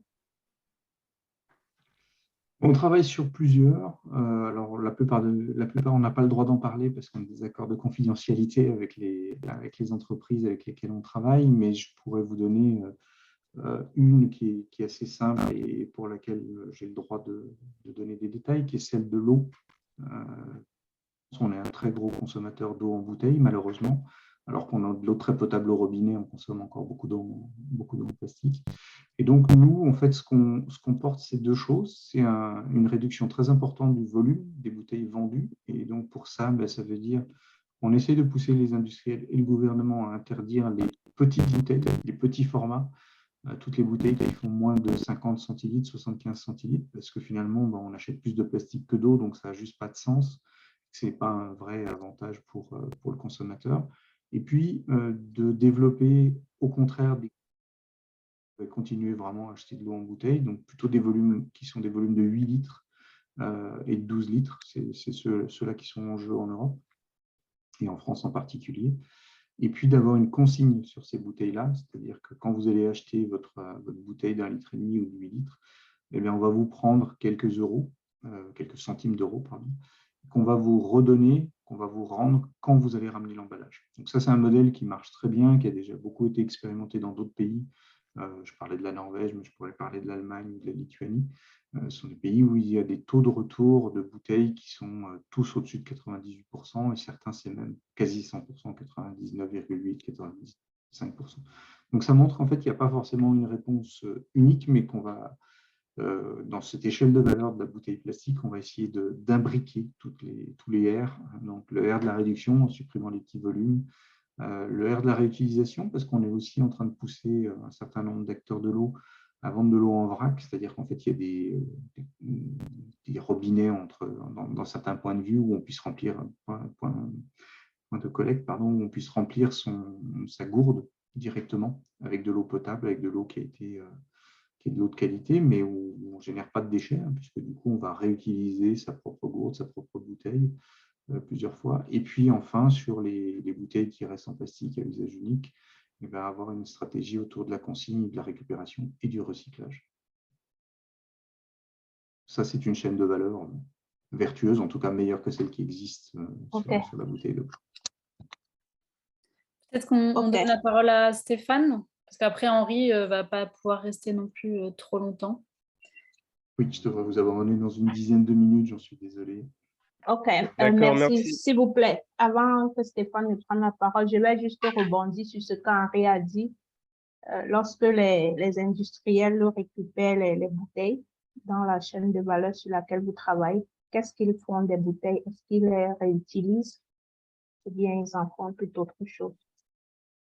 Alors, aujourd'hui, l'essentiel, je fais une réponse en deux temps. Il y a quelques années encore, l'essentiel des bouteilles qui étaient récupérées étaient recyclées pour faire autre chose, pour faire des vêtements synthétiques, pour faire des produits qui ont une valeur ajoutée un peu moindre d'ailleurs. Aujourd'hui, la pression du public, la demande est devenue tellement forte que l'essentiel du recyclage, c'est pour faire de nouveau des bouteilles. Alors, il faut être bien conscient que ce n'est pas une boucle infinie, c'est-à-dire qu'on ne peut pas recycler une bouteille 200, 300 fois. Celle-ci qui va se dégrader au fur et à mesure qu'on va le recycler. Et donc, on peut faire 6-7 boucles comme ça. Une bouteille va pouvoir être réutilisée 6-7 fois. Et après, en fait, ses propriétés techniques vont être dégradées. Mais c'est déjà beaucoup mieux que de le retrouver directement dans la nature, on est bien d'accord. Et après, quand elle est très dégradée, on peut en faire de l'énergie parfois, ou en tout cas le recycler en le mélangeant de nouveau avec des bouteilles qui sont moins dégradées. Donc ça c'est le modèle d'aujourd'hui, c'est celui-là. Et également se redéveloppe plutôt, je devrais dire, des expérimentations de réutilisation. Alors pour le coup, ça va être des bouteilles un peu différentes, avec un plastique beaucoup plus épais, le même plastique mais beaucoup plus épais, parce qu'il faut qu'il résiste à plusieurs usages. Et on a notamment un grand vendeur de soda, qui commence par Coca et qui finit par Cola, pour ne pas le citer, qui est en train d'expérimenter ça en France. Pas quelque chose de très nouveau, hein. Moi, j'ai connu ça en Suisse. On avait des bouteilles de Coca qui étaient des bouteilles réemployées, lavées et réemployées. Donc, c'est aussi une autre façon de réduire la quantité de plastique qu'on utilise. Donc, les deux ne s'opposent pas, et c'est un modèle qui marche, qui peut marcher. Voilà. C'est bien qu'il y a l'avantage d'être plus léger que des bouteilles en verre et moins cassant et moins compliqué dans le transport. OK, merci beaucoup, Henri. Je laisse Stéphane poser sa question. Désolée. Merci. Oui, merci. Je voulais savoir, Henri, est-ce que la pollution de milieux marins par les déchets plastiques ont-elles un effet sur le changement climatique actuel?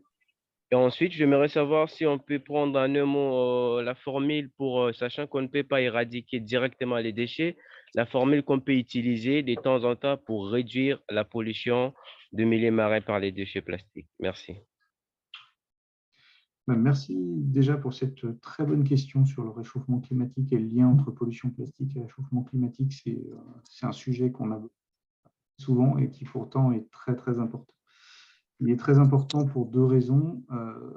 La première, c'est que Aujourd'hui, il y a une pression mondiale autour du pétrole, autour du réchauffement climatique, et donc les grands pétroliers ils commencent à s'inquiéter un peu de ce qu'ils vont faire de leur pétrole. Et un de leurs principaux objectifs, c'est de faire plus de plastique. Parce que ce sont les mêmes qui font le pétrole, qui extraient le pétrole dont on alimente nos véhicules et qui font la matière première pour le. Donc ça, c'est effectivement un sujet qui est très intéressant, qui est de se dire si on ne réduit pas en même temps le plastique, qu'on réduit nos émissions de gaz à effet de serre liées au transport, ben en fait, on n'aura rien changé du tout. Alors, concrètement, aujourd'hui, il y a effectivement cette extraction de matières pétrolières qui pèse sur le climat. Il y a également le fait que les plastiques, lorsqu'ils se dégradent, relarguent du CO2 ou en tout cas des matières qui vont se transformer en carbone.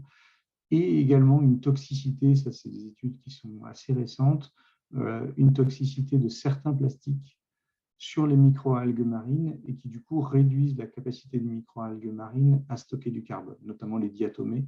On a fait, il y a plusieurs études qui ont été rendues sur, par exemple, les plastiques styréniques, donc encore le fameux polystyrène, qui dégradent de façon très très forte la capacité des diatomées à stocker le carbone. Et donc, ça a réduit la capacité de l'océan à stocker du carbone.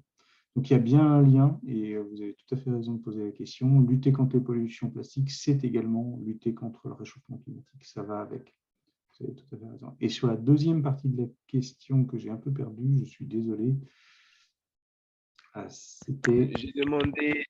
J'ai demandé à savoir si on peut retenir en un mot la formule pour réduire en masse la pollution de milieux marins par les déchets plastiques. Oui, bah alors si je voulais la résumer en un mot, pour réduire la pollution du milieu marin, il faut réduire les plastiques tout court. Il faut réduire nos usages de plastique.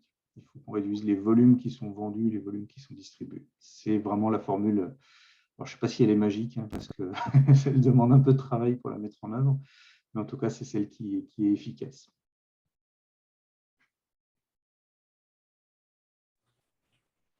Et c'est Henri. Je crois que ma question n'a pas été répondue. J'étais en train de dire que vous êtes en France. Il y a des pays sous-développés où il y a trop de gens qui utilisent toujours des sachets comme emballage. Je crois même ici, il y a des Africains qui sont ici comme moi. Quand nous partons au marché, on nous sert avec les emballages. Quel conseil pourrez-vous nous donner actuellement pour essayer un peu d'oublier le dossier là des emballages par chasser? Quel conseil pourrez-vous nous donner? Merci. Oui, alors effectivement, l'emballage, ce n'est pas forcément un mal en soi, et y compris en France. Hein, si on vend de l'eau en bouteille, c'est aussi parce qu'il y a des endroits où l'eau n'est pas forcément parfaite. Et les emballages, en fait, ils se sont développés, c'est aussi pour des raisons sanitaires, pour des raisons pratiques de transport. Donc, l'idée, ce n'est pas forcément de tout jeter de l'emballage, mais bien, quand il est nécessaire, parce qu'il y en a qui ne le sont pas, mais quand il est nécessaire, d'avoir une... Et ça, je pense que c'est quelque chose qui doit se travailler avec les industriels également, d'avoir une vraie vision sur comment est-ce qu'on va récupérer cet emballage quand il est en fin de vie et comment est-ce qu'on va le collecter et le traiter. Ce sont les deux éléments. Alors, très souvent, quand on vous parle de recyclage, on va vous parler justement du recyclage et juste du recyclage. Le premier élément et la première pierre à l'édifice qui est capitale, c'est de bien gérer la collecte de produits en fin de vie. Si on veut traiter du plastique présent dans la nature, on va dire à mettre en place des chaînes de récupération qui soient efficaces. Ça, c'est vraiment l'élément clé. Merci Henri. Est-ce que vous avez un peu de temps pour répondre à une dernière question? Alors, une toute dernière. Il y a un participant qui demande si vous avez des informations, notamment sur la transformation énergétique des déchets. Et Ursula, juste pendant la réponse de la question, si tout le monde peut allumer sa caméra, je vais faire une photo de groupe pour qu'on soit tous... voilà, si Henri est d'accord. Donc, je laisse Henri répondre. Merci, allumez tous vos caméras pendant ce temps-là. Redites-moi la question, je suis désolé, j'étais un petit peu perturbé. Oui, le participant demande si vous avez des informations sur la transformation énergétique des déchets plastiques. Oui, Alors, il y a deux façons de transformer effectivement les plastiques en énergie. C'est ce qu'on appelle la CSR, en tout cas, on appelle ça comme ça. Donc, c'est en gros, on conditionne le déchet pour pouvoir l'incinérer et on va mettre sur les incinérateurs des dispositifs qui permettent de récupérer l'énergie. Ça demande beaucoup de choses très compliquées. Ça demande déjà d'avoir éliminé au préalable tous les plastiques les plus problématiques, les plus toxiques, parce que ceux-là, quand on les brûle, ils vont poser des problèmes de santé et d'environnement très graves. Je pense notamment, je vous ai beaucoup parlé des plastiques styréniques, mais un peu moins des plastiques chlorés. Les plastiques chlorés, c'est les PVC, par exemple, les PVDC. Ceux-là, en fait, quand on les brûle, ils vont larguer du chlore dans l'atmosphère et donc ils vont contribuer à provoquer ce qu'on appelle des pluies acides, particulièrement dommageable pour l'environnement. Ça avait contribué il y a une trentaine d'années à faire disparaître des forêts entières à cause de pluies qui devenaient acides et qui faisaient tomber les feuilles des arbres. Donc, transformer le plastique en énergie, ça veut dire avoir mis en place un dispositif très, très compliqué en amont qui consiste à supprimer tous les plastiques toxiques. Il ne faut absolument pas brûler les plastiques les plus problématiques, sinon on fait pire que le mal, entre guillemets. Et donc, ce dispositif-là, il fonctionne, il marche. Il y a des pays, il y a un pays en particulier qui est la Finlande, dans le nord de l'Europe, qui a basé sa stratégie là-dessus. Donc, ils ont interdit tous les plastiques problématiques et transforment ces plastiques-là en énergie. C'est une façon de traiter le problème, mais ça ne résout pas tout. Et en tout cas, le risque, c'est de ne pas trop se pencher sur la première partie de la solution, qui est de la réduction. Voilà. Donc, il y a toujours un peu cette limite-là. Il y a d'autres hypothèses qui existent à l'échelle seulement de techniques et de recherche et développement. C'est la retransformation de ces plastiques en huile et en gasoil, mais pour l'instant, c'est seulement de la recherche et développement. Ce ne sont pas des solutions industrielles déployées. OK, merci beaucoup Henri pour ce webinaire très, très enrichissant. Je pense que chacun de nous a une idée beaucoup plus claire sur la pollution plastique et l'économie circulaire qu'il y a autour. C'est tellement intéressant qu'on n'a pas envie de s'arrêter. Et malheureusement, le temps nous tient. Merci encore. Merci à vous de votre écoute. C'était un moment très agréable. Merci beaucoup au réseau Rastoma. Moi, je quitte déjà. Je suis très ravie de participer dans cette conférence. Je demanderai à M. Henri et à l'équipe en général que cela ne soit pas pour la dernière fois. Et c'est en écoutant des conférences comme ça où on apprend beaucoup de choses qui pourraient nous aider à avancer plus loin dans des recherches. On ne sait pas si peut-être on pourrait avoir également de bourses pour aller beaucoup plus développer des connaissances, parce que ce que nous apprenons aujourd'hui nous aidera à aider aussi les autres à comprendre la logique de ce que nous faisons pour essayer de travailler durement pour la planète. Donc, je ne demanderai pas que ce soit la dernière fois pour cette conférence. Dès qu'il y en aura très prochainement, tenez-nous au courant, envoyez-nous des liens, on va toujours participer. Quand on prend le temps de... Merci beaucoup.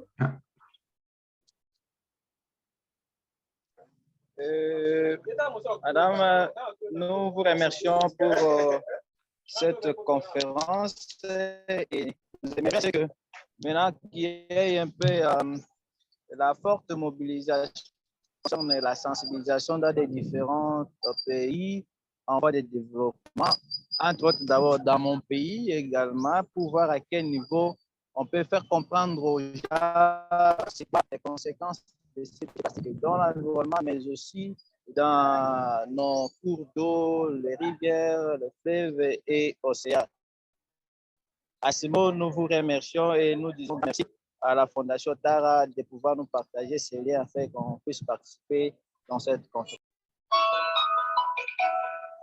OK, merci beaucoup. Pour ceux qui avaient des questions sur le Rastoma, je viens de mettre notre email dans le chat. Vous pouvez nous écrire et on va vous répondre. Merci beaucoup à tous. Merci à tous. Merci Henri. À bientôt. Merci. Est-ce qu'on peut avoir l'adresse mail de la Fondation pour essayer de vous écrire en privé? On peut avoir l'adresse mail. Je vais vous la mettre. Merci encore et je vous abandonne. Merci. Bon, merci pour le temps. Merci. Okay. Merci beaucoup. Bonne journée à tous. Beaucoup. À bientôt. bientôt. Oui, à bientôt. Merci beaucoup. Bye bye. Et on est toujours Jean-Pierre. ensemble. Quand Au revoir. nous sommes ici au Vira, on travaille dans ce domaine